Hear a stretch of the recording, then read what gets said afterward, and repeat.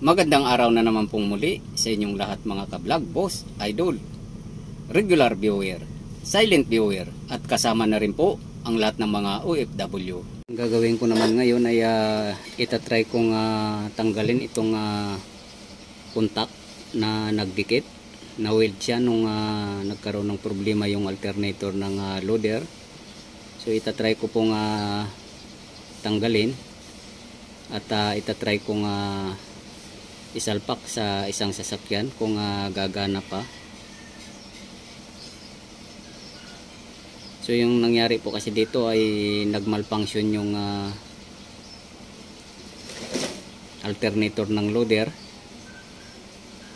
Pag minsan hindi kumakarga at pag minsan naman ay nag-high voltage. So nung nag-high voltage siguro, so ito yung naapektuhan. Nag-weld yung contact ng cut-out relay. So itong voltage regulator na to ay bali dalawa po yung relay sa loob. So itong isa ay voltage relay at itong isa naman ay cut-out relay. So may kanya-kanya silang function dito.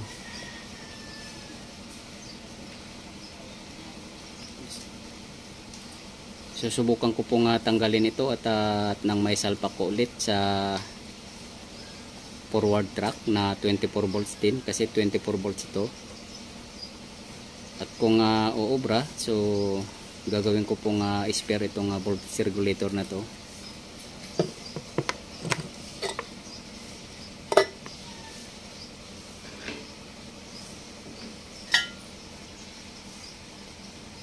At mayroon din akong isang voltage regulator na may problema rin. Ito ay wala na chance na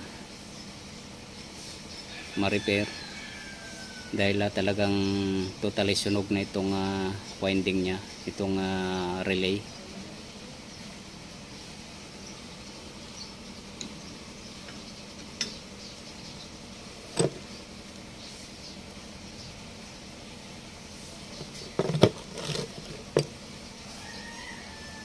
So ito na lang yung susubukan ko.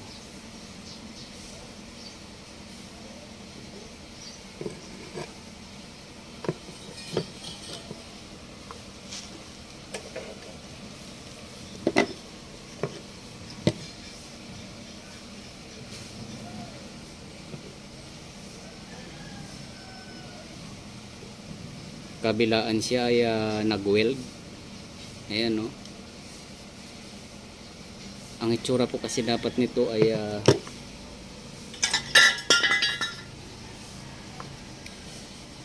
magiging ganito siya. Yung isa nakadikit, pagka nag-activate siya ay didikit dito sa kabila at mag-uupi naman dyan sa isa.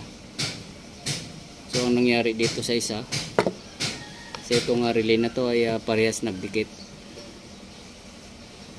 Ayan, so hindi siya makapag-move.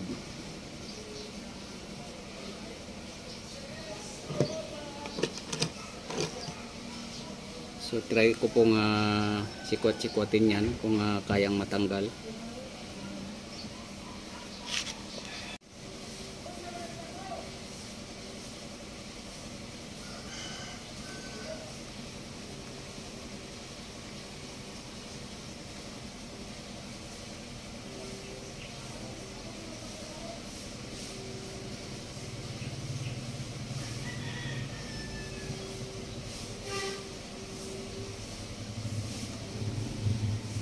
So ayan na po, nagmo-move na siya.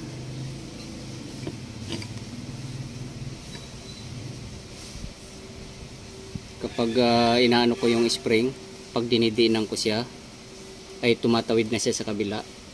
Ayan. So kapag nag-activate po dapat to ay tatawid po dito sa kabila. Kapag hindi naman ay mag-normally close dito sa kaliwa.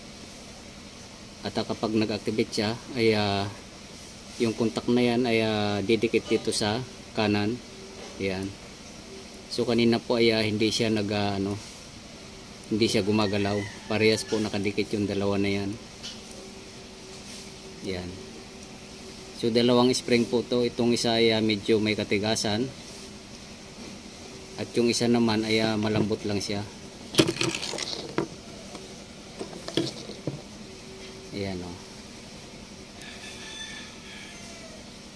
At saka yung contact niya ay isa lang.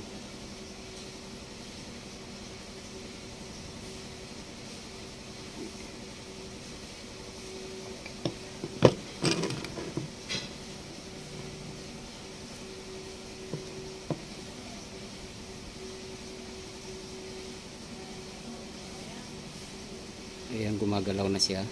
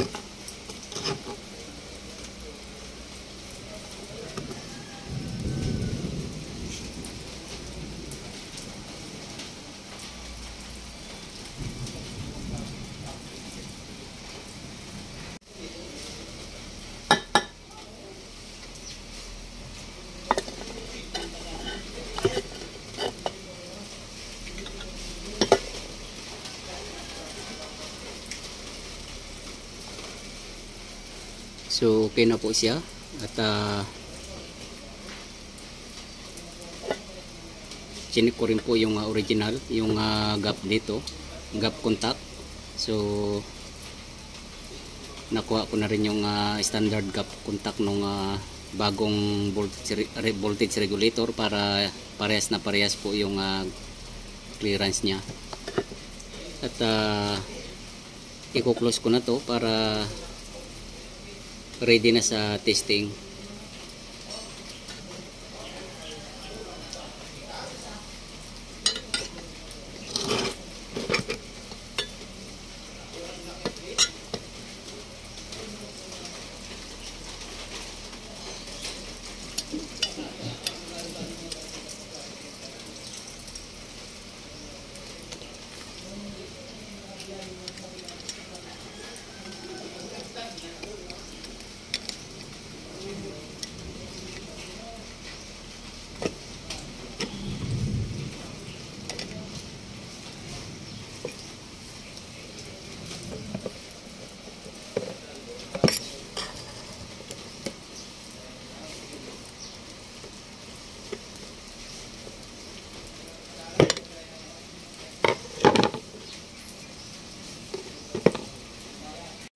So ayos na po.